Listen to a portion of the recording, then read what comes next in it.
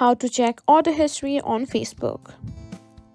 If you've made a purchase on Facebook, whether it's from Facebook Marketplace Place or Facebook Shops, and you want to keep track of your order history, this video is for you. Today I'll show you how to check your order history on Facebook and how you can track and manage your purchases. Let's get started. First things first, open your Facebook account. After that, tap on three horizontal lines and scroll down and tap on Marketplace. From Marketplace, here you can find your orders option. This is where you can check your order history. Once you tap on your orders, you'll be directed to a page where you can view all your past purchases made through Facebook.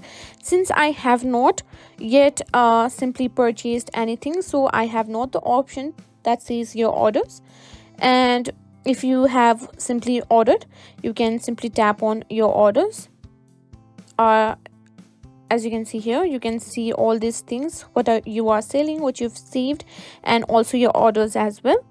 To see more details about a specific order, simply tap on the order you're interested in, and there you can find the things like the seller's name, the items purchased, and your payment status.